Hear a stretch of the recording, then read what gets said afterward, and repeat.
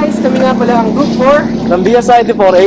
Sa subject code na SSP-101C na may subject title na Gender and Society. Ang topic ng aming vlog ay Gender Sensitivity and Awareness. Ako si Joe Hendrik Hermes Guerra. Ako nga pala si Andre Calderon. Ako si Alea Jean Manuel. Ako si John Michael Carlos. At ito si Michael Angelo F. Isa pa namin kagrupo. Dito siya, Leon. So, what's up mga bulsuan? At ngayon kami ay magkakonduct ng vlog at interview dito sa Bulacan State University Bustos Campus. Kung kaya, samahan niyo kami na maghanap ng kasagutan sa ating kapwa mag-aaral. Tara guys!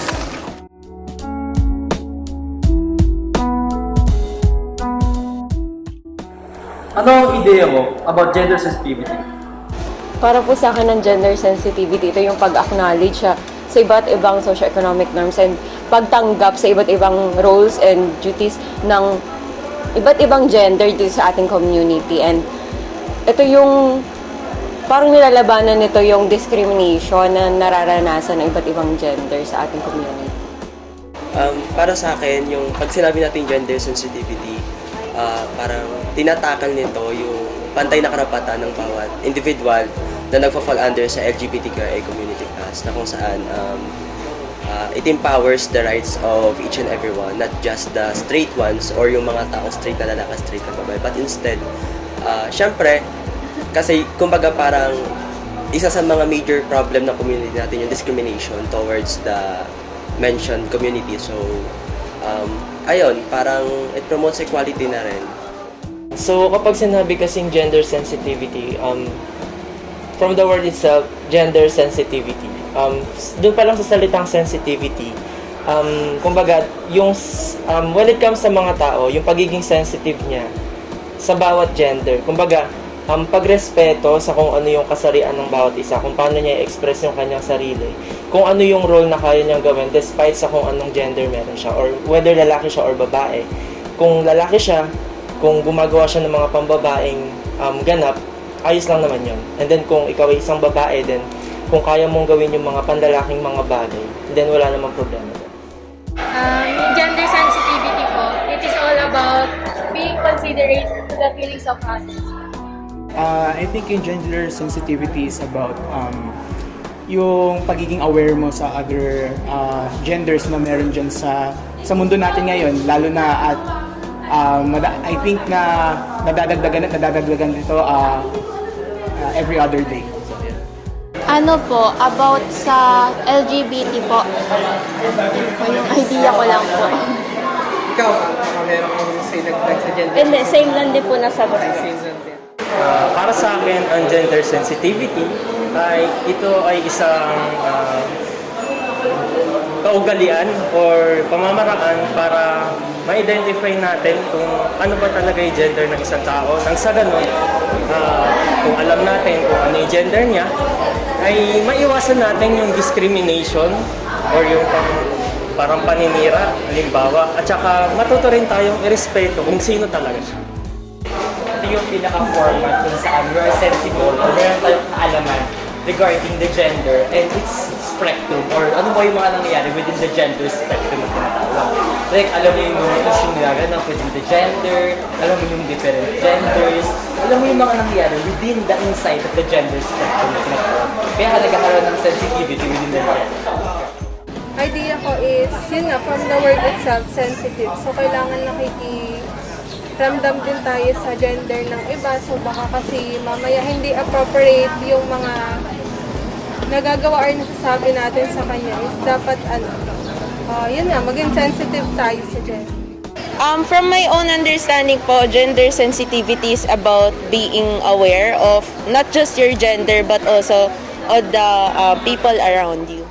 Yung idea ko para sa gender sensitivity is yung kung paano ka makikiramdam sa mga nasa paligid mo na kabilang sa LGBTQ.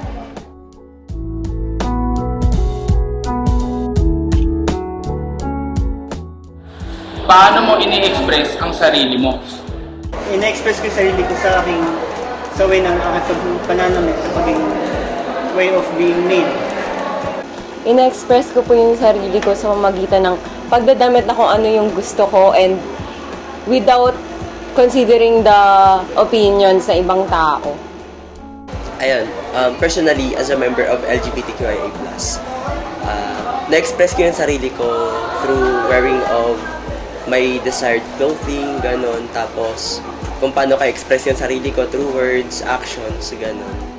Ina-express ko yung sarili ko bilang isang lalaki kasi biologically and also being a member of the LGBT community. Ina-express ko yung sarili ko bilang isang lalaki pa rin. By wearing what I want, halimbawa na po yung pag-makeup ko, ganun ko po i-express yung sarili. I express myself, I think, more on a physical aspect sa pamamagitan ng the way I dress. Doon ko pinapakita yung sexuality ko na doon ko pinapakita yung sexuality ko sa paraan ng pananamit, sa gupit, ganun. I think po normal lang po. Like, makikihalo-bilo lang din po sa kanila. Kasi tao lang din naman po sila. Siyempre po, parang, yun nga po. As for me naman po, regarding po sa LGBT, in-express ko po yung sarili ko in a way na makikihalubilo po ako sa kanila and without any remorse po sa pagkatao po nila. As out na homosexual, siguro na-express ko yung sarili ko as ako na ngayon, paano ko i-express from bahay, eskwelahan, bilang ako, hindi ako nag-think kung ano nga ba yung sabihin ng ibang tao. I always think ano yung gusto kong gawin. Dadamit ako sa kung paanong paraan ko gusto, na inaayusan ko yung sarili ko sa kung ano yung gusto ko, na hindi ko iniisip yung sasabihin ng ibang tao. Ako po kasi, ang way of expressing myself is through style and clothing, fashion, yun. Medyo malaki po akong investor when it comes to clothes. So, that's how I express myself, through clothes. Ginagawa ko lang yung mga, kung ano yung komportable para sa akin, yung kung ano yung mga gusto kong gawin, yun lang.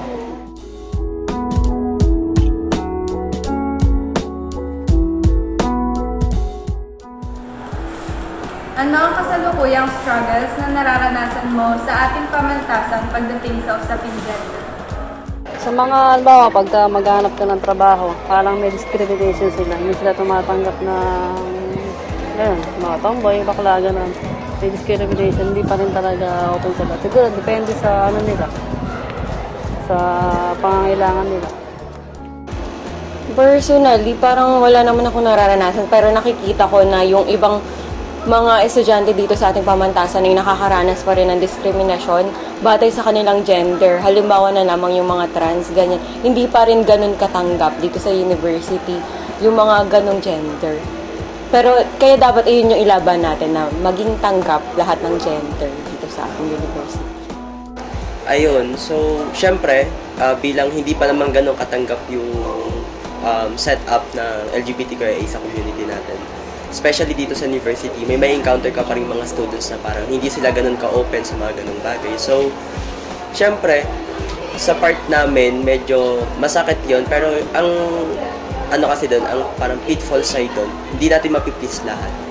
Pero ayun, major struggle yung kasi minsan dumadating sa punto na nadidiscriminate ka, microaggression, gano'n. Pero okay. Siguro hindi sa akin, pero sa mga kapwa kong bulsuan dito sa Bustos Campus na marami pa rin talaga na nadidiscriminate when it comes sa gender na kung paano nila in-express ang sarili nila. For example, meron kasing mga recent cases na yung mga transgender nating kapwa estudyante is hindi pa rin kinikilala. What I mean is, halimbawa, sa simpleng pagpasok sa CR ng babae ng mga transgender, pinipigilan pa rin sila. But, na-address naman to ng maayos and nadadaan naman sa magandang usapan. And we are hoping na wala na po sanang sumunod na ganong cases kasi we are now in the modern era wherein dapat meron na tayong acceptance, dapat open na yung mind natin. And tapusin na sana natin yung traditional na nakasanayan na kapag bakla ka, kapag tomboy ka, kapag transgender ka, wala kang puwang sa society. In fact, kapag yung mga, hindi ko naman masasabing lahat, but kapag kasi member ka ng ganon or most of the members sa ganong community is nag-excel in every aspect of life. Personally, wala po ako nararanasang struggles about my gender. Pero kung sa ibang tao po, minsan po nakakita po ako na bawa na po, yung isa pong gay, pinagtatawanan po siya based sa itsura niya or sa suot niya.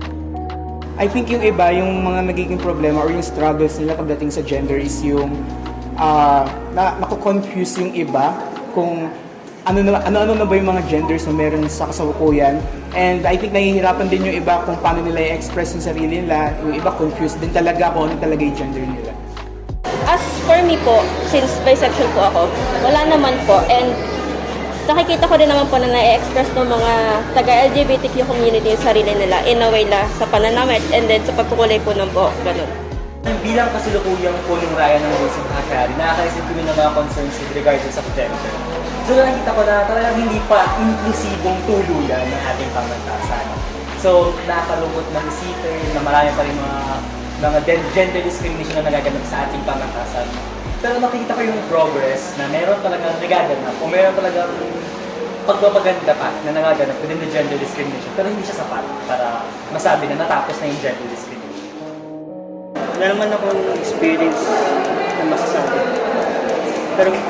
Pero pansin ko sa mga ibang nakikita ko o sa ibang friends ko doon na na-experience nila yung gender inequality, something like pagbubuli. Sa akin personally is wala naman ako naging struggle. Pero napansin ko kasi is parang hindi nabibigyan ng pansin yung sa, for example, sa mga CR. Kasi di ba ang CR dito is dalawa lang. For girls and for boys. So, syempre, yung iba nating mga kaklase or kapwa mag-aaral na, yung gender nila is hindi align dun sa kung ano talaga yung gender nila. Dun sila nag-CR dun sa CR ng, for example, girl. And ano sila, iba yung kasaraan nila. Dun sila nag-CR. So, parang hindi pa kami ganun kasanay na may nakakasabay kami na ibang gender.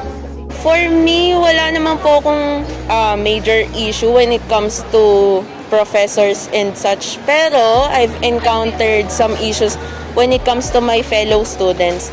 So there are times na hindi naman po kasi tayo pare-parehas ng perspective and level of understanding. So some students tend to think differently about these things.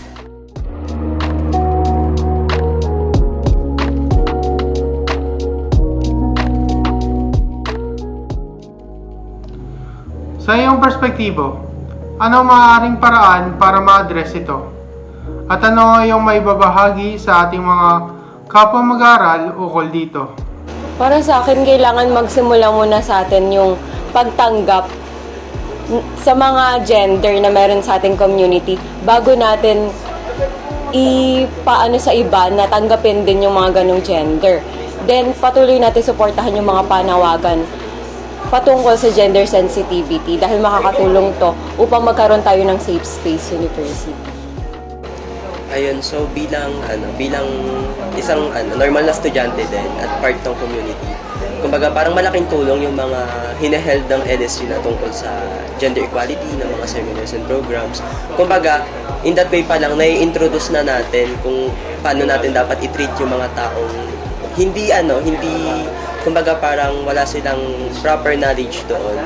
Kumbaga parang through seminar, na-enlighten sila kung paano dapat nilang gawin. So, parang na din, pag hindi nila ganun acceptable yung ganung klase ng culture, parang namamind na rin sila na tumahimik na lang ganun. Well, being one of the member ng council, siguro from my own perspective, siguro dapat tayong mas makapag-conduct pa ng more projects and programs. For example, sa pag-educate sa mga co-students natin ng SOGSC, kung paano ba natin maipalalaganap, kung ano ba yung pantay na karapatan para sa lahat. And also, isang privilege na rin to sa aming lahat. And also challenge kung paano namin ma-execute ng maayos and kung paano namin maipalalaganap sa bawat student. Na hindi dapat tayo nang-discriminate ng kapwa natin na member ng ganitong certain community. And hindi lang naman sa mga LGBT but also yung sa mga differently abled. So sa pagkakandak ng mga programs, mas makakapag-open tayo ng minds, mas makakapag-produce tayo ng mga tao na ma-open yung mind nila na magli-lead sa acceptance. Dapat nating irespeto yung kung ano man yung kasarian ng isang tao, di ba? Hindi naman dapat hinuhusigahan porque bakla ka o tomboy ka, hindi ka dapat hinuhusigahan, di ba? Dapat pantay-pantay lang yung pagtingin natin sa bawat tao, lalo wala naman ginagawang masama sa'yo, di ba? Hindi nalaban sila ng patas. Ganon. Hindi dapat pagtawanan, di ba? Dapat magkaroon ng mga parang seminar talks para mas maging open yung tao. Kasi sa pamamagitan nito, kung magkakaroon tayo ng mga seminars about sexuality, on expressing ourselves, magiging komportable sila sa pagpahayag ng expression nila. So, since wala namang problema sa eskwelahan po and the way they approach LGBTQ community, siguro na lang po sa mga students na lang po on how they approach those people na nasa LGBT community po. Ano po, we need to be more understanding to them and express no remorse towards them po. Kasi tao lang po sila and in-express lang po nila yung sarili nila in a way na gusto din po nila and in a way na pwede po nilang masabi na ito ako and ito yung gusto ko. Ano lang po. Ganun din. Para sa akin, sa opinion ko, para may address natin ang issue na to, ay ilapit natin siguro ito sa mga nakakataas na kung saan pwede silang mag-conduct ng ilang mga seminar o kaya meetings patungkol dito sa gender na topic. Dahil naniniwala po ako dito na kapag pinag-usapan natin to ng masinsinan at seryoso yung gender, ay magkakaroon po tayo ng kapayapaan sa ating eskwela na wala panatagang loob natin na pumasok, na hindi po natin iniintindi kung paano po tayo harap sa mga tao despite po sa ating gender. At naniniwala din ako na kapag napag-usapan natin ito ng seryoso, ay matututo po tayong rumispeto sa bawat isa, sa bawat mga kapwa-estudyante. Ang pinakauna siguro dyan, magkaroon ka ng awareness. Kasi hindi alam lahat ano nga ba yung ibig sabihin ng gender, yung gender and sensitivity, ano ba yung mga awareness na pwedeng ibigay. Tapos siguro magbigay ng awareness, magkaroon ka ng mga webinars. Kasi sa 4 na taon ko sa 4 na taon ko sa loob ng pamantasan, parang sobrang daanan ko lang nakakita ng mga gender sensitivity and gender awareness seminars na pwedeng attend ng mga bata. Ng mga estudyante. Kung meron man, limited lang yung taong pwede pumasok. So, yun yung isa sa mga magandang magawa ng pamantasan natin. Magkaroon siya ng webinars or awareness na dapat lahat matatanggap. Maging open din tayo kasi as a person, meron din naman tayong karapatan sa sarili natin na express yung sarili natin sa kung ano yung nakapaligid sa atin. So, ayun, karapatan din naman natin na express yung sarili natin. And i-respect din natin yung ibang tao as kung ano yung gusto nilang mag-do. I think the best way to address this issue po is conducting seminars in the university para rin po mas mapaliwanagan yung fellow students natin and mas maging inclusive yung environment ng universidad. And to my fellow LGBTQ plus community na members, laban lang. And hindi naman kasi siya ganun kadaling tanggapin or intindihin sa ibang tao. It takes time. So, let us be the bigger person na lang din and understand where they are coming from. Ay, may babagi ko sa kanila is yung magkaroon sila ng respeto sa sarili at saka sa iba rin na nakakasalamuha niya.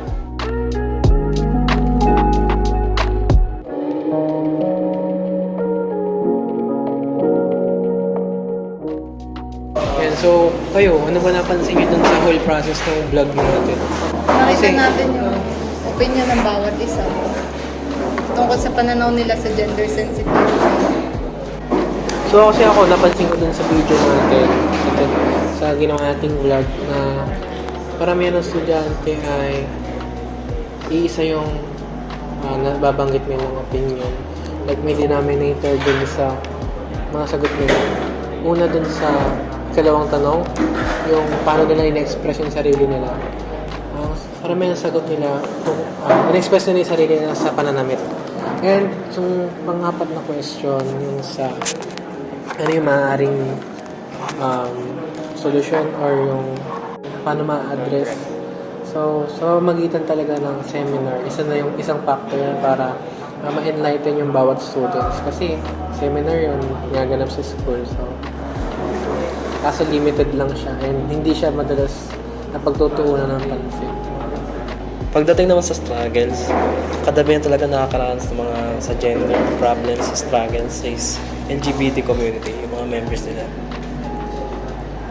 Tapos, lagi daw, kahit na yung iba medyo tanggap na, yung iba pa rin, hindi pa rin natatanggap na yung mga LGBTQ sa na meron pa rin na-discriminate.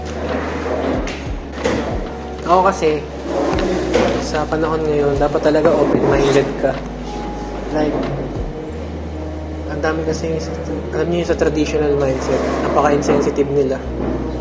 Hindi lang naman pagdating sa gender kasi kung paano sila, ang strong ng personality na yun lang yung gusto nilang panghawakan.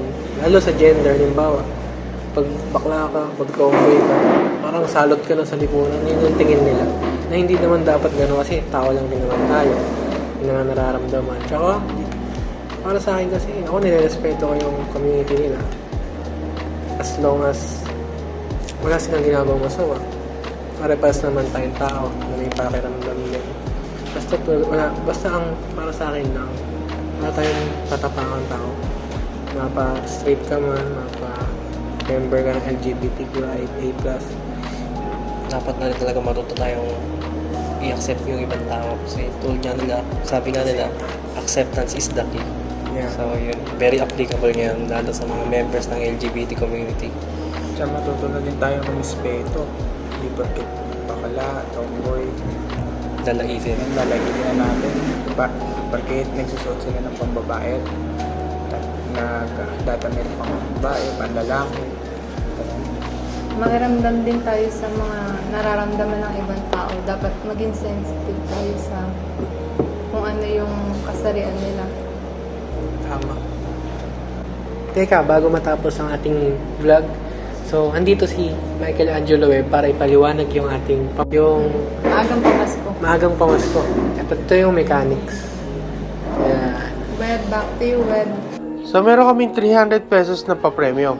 Ang kailangan mo lang gawin is like and share this video at mag-type ng hashtag gender sensitivity and awareness. At sagutan ang tanong na ito. Why gender sensitivity is important for all gender in society and education? At ang tatlong mapipiling may pinakamaraming likes sa kanilang mga comment ang manalo ng 100 pesos GCash each.